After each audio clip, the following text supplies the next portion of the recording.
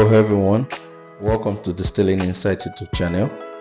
Today we'll be talking about how to master ceiling and floor Excel functions in order to ease your work for conversions. So how to master ceiling and floor Excel functions. Now this ceiling, you understand that ceiling is what is at the roof of your house, the floor is on the bottom, so it's still in the same vein.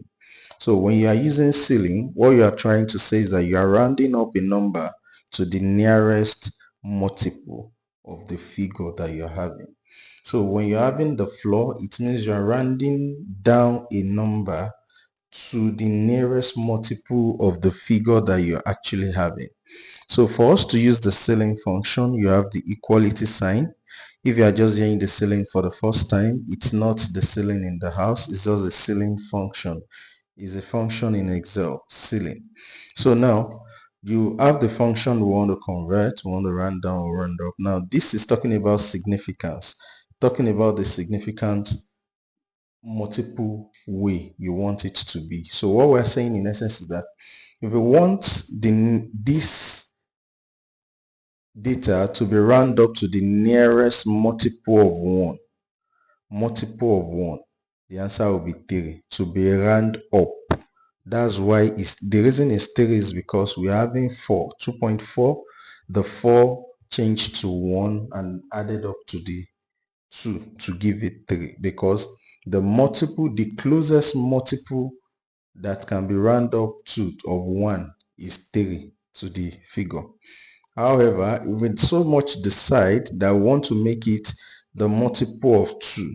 Now, before I click the enter button, the multiple of 2 of this figure that we're having here, the round up to the multiple of 2 will be 4, because 2 times 2 will be 4. So that's the reason this answer is 4. And by the time I click the drop down, just for us to see the way it works, you realize that this is also giving us 4, and that is the multiple of 2. That is the next multiple of 2 that is closest to this when it rounds it up. That's what gives us this. And for this, the next multiple of 2 when we round up 5.958 is 6. That's why we're having these numbers.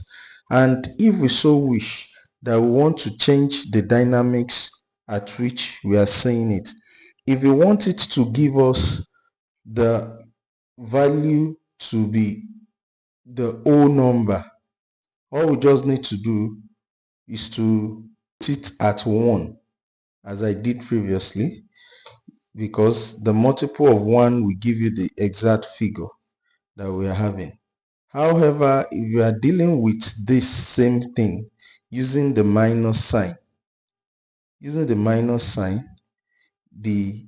will give us an error indicating that you cannot have it in the multiple of -1.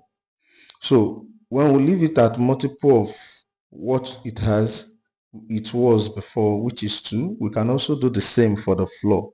But note, the floor is rounding down instead of rounding up. This is also in the same vein. If you have missed this class on round up and round down, kindly ensure to go back to our YouTube channel, pick up the class and learn from how to utilize conversion into decimal places using round up and round down. Now for the floor, going back to the floor, when you click on the equality sign and you pick on floor, double click on the floor and you pick on the value you want to use, you want to convert. And if you want to convert to 2 decimal places, you want to convert to multiple of 2, you want it to round it down to the closest multiple of 2. You see we're having 2 because 2.4 rounding down will give you 2, and that of 3.4 rounding down will also give you 2, because the multiple of 2 that is round down from 3.4 will be 2. So that's why we have all of this. Now you may be looking at what is the importance of the ceiling and the floor formula. It can actually be used in construction sites for estimation of materials and other things when you want to calculate that something should be rounded up or rounded down by virtue of the multiple of the values that you require, maybe for tiling, for every other areas of the building materials that you want to get. So you can easily use a ceiling and a floor formula to make a quotation and to actually get the summation to multiple of a particular value that will enhance and speed up your work. Thank you for listening. If you found this video helpful or you have any question for further clarification, please hit the comment section and let's have it. From Distilling Insight, we encourage you to subscribe to our YouTube channel as we'll be dropping more updates on learning generally. Bye bye.